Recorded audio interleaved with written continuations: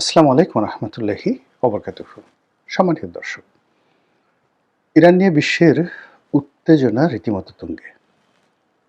তৃতীয় বিশ্বযুদ্ধ বেঁধে যাওয়ার সম্ভাবনা, মধ্যপ্রাচ্য তছনছ হয়ে যাওয়ার আশঙ্কা।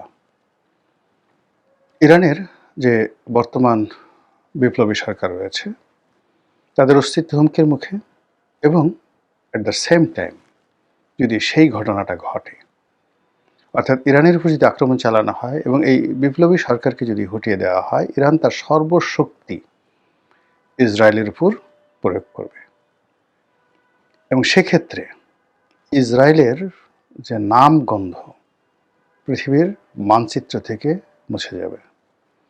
রোমানরা যখন সেই চতুর্থ পিউনিকের যুদ্ধের পর পৃথিবীর মানচিত্র থেকে একেবারে কার্থেস নগরীকে ধুয়ে মুছে সাফ করে দিয়েছিল, কোনো অস্তিত্ব ছিল না, ইসরায়েলের অবস্থা তেমনি হবে। একইভাবে চেঙ্গিস খান তার জমানাতে মধ্য এশিয়ার খাওরেজাম ডাইনেস্টির সাম্রাজ্যের যে রাজধানী গুরগাঁও, এই গুরগাঁও তখন পৃথিবীর ১ নম্বর কসমোপলিটন শহর ছিল, আজকের নিউ ইয়র্ক বা টোকিওর মতো। পুরো শহরটিকে তিনি মাটির সঙ্গে এমনভাবে মিশিয়ে দিয়েছেন যে এখন পর্যন্ত খুঁজে পাওয়া যাচ্ছে না গুরগাঁও কোথাও ছিল। অথচ সেই গুরগাঁওকে কেন্দ্র করে চারিদিকে, শহরের চারিদিকে ওয়াল ছিল। ধরুন ঢাকা শহরের চারিদিকে গ্রেট ওয়াল, সেই ওয়ালের দৈর্ঘ্য এমন ছিল যে ১২টি ঘোড়া পাশাপাশি সেখান থেকে যেতে পারত, এবং সেটার যে উচ্চতা কত ফিট ছিল সেটা এখনকার যে চায়নার যে গ্রেট ওয়াল, এটাকে দেখলে বুঝতে পারবেন যে এর চেয়েও তাদের উচ্চতা বেশি ছিল। এমনকি কনস্টান্টিনোপলের যে ওয়াল ছিল, সেই ওয়ালের চাইতেও গুরগাঁয়ের ওয়াল বড় ছিল। সেই ওয়াল ভেঙে তছনছ করে দিয়ে চেঙ্গিস খান সেই গুরগাঁও দখল করেছিল। তো সেক্ষেত্রে মানে এই যে জেরুজালেম যে নগরীটি, বা হাইফা কিংবা তেল আবিব, বা এখন যে ইসরায়েল রাষ্ট্র, এটা এত ছোট, ইরানের তেহরানের চেয়ে ছোট।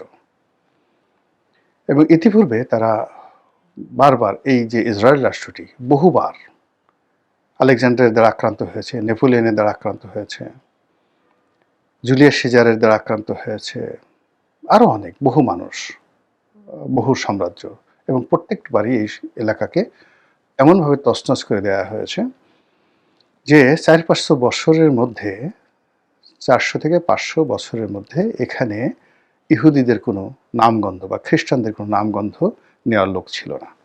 এরকম ঘটনা ঘটেছে। এখন ঠিক ইরান যখন দেখবে যে তার অস্তিত্ব দেয়ালে পিঠ থেকে গেছে, তখন মানে তার যে বিরাট সৈন্য সামন্ত যা কিছু আছে, স্থল যুদ্ধ, এটি কোনো অবস্থাতেই সামাল দেওয়া সম্ভব নয়।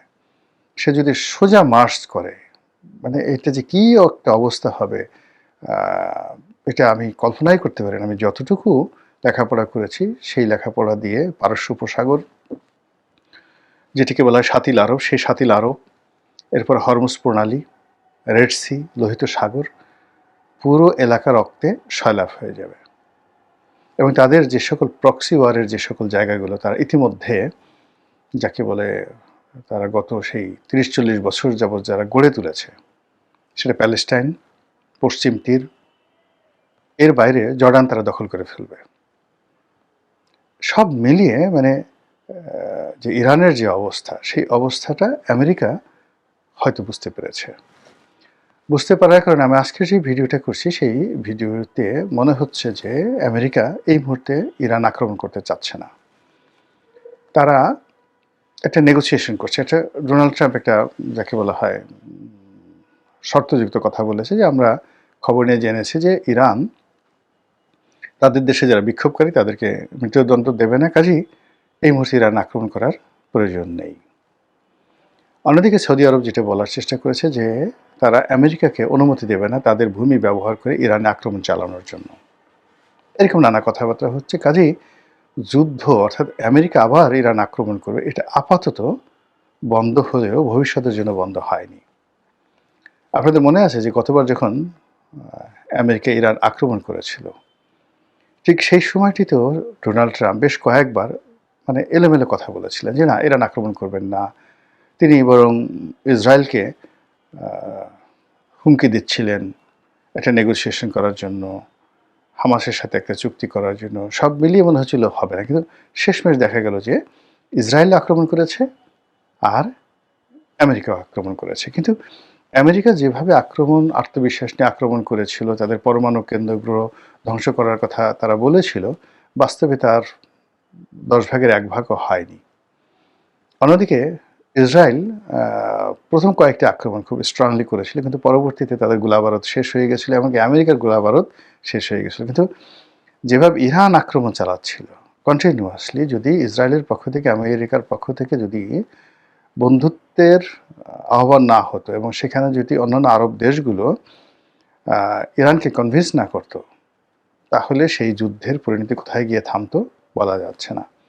তো এখন আমেরিকা যেটা ওই আগের যে অপমান, বিগত যুদ্ধের যে অপমান বহুবার, অর্থাৎ আমেরিকা ইরানের দ্বারা অন্তত 100 বার গত 40 বছরে অপমানিত হয়েছে, লাঞ্ছিত হয়েছে, তারপরে শেষে তারা অর্থনৈতিকভাবে ক্ষতিগ্রস্ত হয়েছে এবং ক্ষেত্র বিশেষে 2 গালে চপেটাঘাত হয়েছে। ইতিপূর্বে তারা যখন ইরানের বিপ্লব হলো আয়াতুল্লাহ রুহুল খামিনির জামানাতে, তখন ছাত্ররা, তেহরান বিশ্ববিদ্যালয়ের ছাত্ররা সেই মার্কিন দূতাবাস আক্রমণ করে সেই দূতাবাসের কর্মকর্তাদেরকে তারা জিম্মি করলো। এই জিম্মি থেকে উদ্ধার করার জন্য তারা তাদের যে বাহিনী প্রেরণ করেছিল, যে যুদ্ধ প্রচেষ্টা চলেছিল, যে গেরিলা যুদ্ধ করার চেষ্টা করেছিল, বা যে প্যারাট্রুপার দিয়ে তারা সেই আমেরিকান যারা হোস্টেজ ছিলেন তাদেরকে উদ্ধারের পরিকল্পনা করেছিলেন, সেটা এতটা ব্যর্থ হলো যার ফলে আমেরিকা ইরান সরকারের যে টাকা ফ্রিজ করে রেখেছিল সেই টাকা ফেরত দেওয়া ছাড়াও ক্ষতিপূরণ হিসেবে তারা একটা বিরাট অঙ্কের টাকা ইরানকে দিয়েছিল, যেটি ইতিহাসে কন্ট্রা কেলেঙ্কারি হিসেবে অভিহিত। তো কাজেই ইরান এমন একটা রাষ্ট্র, সেই রাষ্ট্রকে ইতিহাসে কেউ কখনো দমিয়ে রাখতে পারেনি। আলেকজান্ডার এখানে বেশ কয়েক বছর ছিলেন। তো তিনি যুদ্ধ করেছেন এবং যে বিখ্যাত গাওগে মেলার যুদ্ধ, সেই যুদ্ধে তৃতীয় দারায়ুসকে তিনি পরাজিত করেছিলেন ওই পর্যন্ত। কিন্তু তিনি সেখানে শাসন ক্ষমতা প্রতিষ্ঠিত করতে পারেননি। উল্টো ইরানের যে রাজধানী ছিল তখন, পারস্যের রাজধানী পার্সিপোলিস, সেটি জ্বালিয়ে দিয়েছিলেন। এটা আলেকজান্ডারের মতো একজন বীরের জীবনের সবচেয়ে একটা কলঙ্কিত ইতিহাস। এবং তিনি মদ্যপ হয়ে, মদ পান করে মদ্যপ অবস্থায় এই শহরটিকে জ্বালিয়ে দিয়েছিলেন। এবং তখন পার্সিপোলিস আলেকজান্ডারের জামানাতে সারা দুনিয়ার 1 নম্বর শহর ছিল। এখন আপনি গিয়ে দেখবেন সেই পার্সিপোলিসের স্ট্রাকচারগুলো রয়ে গেছে। তো তারপর তিনি সেখানে থাকেননি, তিনি ইরান থেকে দ্রুত মিশরে চলে এসেছিলেন, মিশর জয় করেছিলেন এবং মিশর থেকে জেরুজালেম। এরপরে আসলে হালাকু খান ইরান জয় করেছিলেন, বাগদাদের পরে ইরান জয় করেছিলেন এবং কিছুদিন পরে দেখা গেল তিনি নিজেই সেই ইরানিয়ান হয়ে গিয়েছিলেন, মুসলমান হয়ে গিয়েছিলেন। তার পরবর্তী বংশধর যারা, এবং তারাই পারস্যের বিখ্যাত ইলখানি বংশ। আরবরা ইরান জয় করেছিল, কিন্তু এটি আরবদের জন্য খুব লাভ হয়নি। মানে এটা খলিফা উমর রাদিয়াল্লাহু তাআলা আনহুর জামানাতে হযরত আবু উবায়দা ইবনে জাররাহ রহমাতুল্লাহ আলাইহির তার নেতৃত্বে ইরান জয় করা হয়েছিল। কিন্তু এটা মুসলমানদের জীবনে অনেক দুর্ভোগ দুর্দশা সৃষ্টি হয়েছে। যারাই ইরানের সংস্কৃতির কাছে গিয়েছে তার আরব সংস্কৃতি বাদ দিয়ে ইরানের সংস্কৃতি গ্রহণ করেছে এবং আরবের ভাষার মধ্যে পারস্যের যে সে বিখ্যাত ভাষা যেভাবে ঢুকে গিয়েছে এবং সেখানে পারস্যের যে আধিপত্য, এই আধিপত্য এবং শিয়া ইজম এবং গ্লোবাল রাজনীতিতে উমাইয়াদের সাথে, ফাতিমিদের সঙ্গে, তারপর আব্বাসীয়দের সঙ্গে, এমনকি মুর ডাইনেস্টি, স্পেনের যে মুর ডাইনেস্টি, তো সেখানে গিয়ে ইরানিয়ান পলিটিশিয়ান যারা আছে তারা যে সকল রয়্যাল পোর্টফোলিওগুলো তারা ধারণ করার পরে তারা বেসিক্যালি 4 থেকে 5টি ডাইনেস্টি ওই মুহূর্তে, যেমন ধরুন তুরস্কের Ottoman dynasty, Khwarazm dynasty, Moor dynasty স্পেনের, আব্বাসীয় খিলাফত, ফাতিমীয় খিলাফত মিশরে, এই প্রত্যেকটা royal court basically operated, control and dominated by the Persian elites. এই হলো পারস্য। এবং একটা সময় দেখবেন যে ইরান মানে ইরানের লোকজন যদি আমেরিকায় গিয়ে পুরো আমেরিকা, আপনি এই মামদানির ঘটনায় দেখেন না কেন, নিউ ইয়র্কের সে মেয়র হয়ে গেল। তো এখন এইরকম অসংখ্য ঘটনা আপনি দেখেন। ক্রিস্টিয়ান আমানপুর, আমেরিকার সবচাইতে প্রভাবশালী সাংবাদিক, কোথাকার বাড়ি? ইরানিয়ান। এইভাবে আমেরিকা যে কি করছে মানে আর তারা নিজেরাও বুঝতে পারে না। তো এই যে একটা যুদ্ধের যে দামামা, এই যুদ্ধটা আসলে শেষ পর্যন্ত হবে না। এবং ইরানের সঙ্গে আমেরিকা যুদ্ধ যদি করেও তাতে ইরানের চাইতে আমেরিকার ক্ষতি হবে অনেক অনেক বেশি। এটাই ইতিহাস। আর আমেরিকা এরকম একটা ভঙ্গুর রাষ্ট্র ব্যবস্থা, সাম্রাজ্য ব্যবস্থা, তারা বহুবার নিজেরা ভেঙে চুরে তছনছ হয়ে গিয়েছে তাদের এই স্বল্পকালীন ইতিহাসে। তাদের তো আসলে ইতিহাসই নেই। 500 বছরের ইতিহাস আপনি খুঁজে পাবেন না তাদের। মানে once upon a time they were slave. Just পুরো জাতিটাই ব্রিটেনের স্লেভ ছিল। তো সেখান থেকে যখন সেই স্লেভ জাতির কাছে ব্রিটেনের অভিযাত্রা গেলেন মাইগ্রেট করে, এই জর্জ ওয়াশিংটনদের মতো লোক, অ্যাডাম স্মিথের মতো লোক, এরা সবাই কিন্তু ইংল্যান্ডের জমিদার পরিবার, ওখানে গিয়ে জমি টমি কিনে তারা যে রাজত্ব তৈরি করে ফেললো। এবং তারা যখন ইংল্যান্ডের বিরুদ্ধে বিদ্রোহ করলো, ঠিক সেই সময়টিতে আমেরিকা স্বাধীনতা লাভ করলো। এবং সেই স্বাধীনতার সময়টাতে আবার ফ্রান্স তাদেরকে সাহায্য করেছিল। এরকম একটা complex A land of migration ছাড়া আমেরিকাতে আসলে কোনো সফলতা নেই।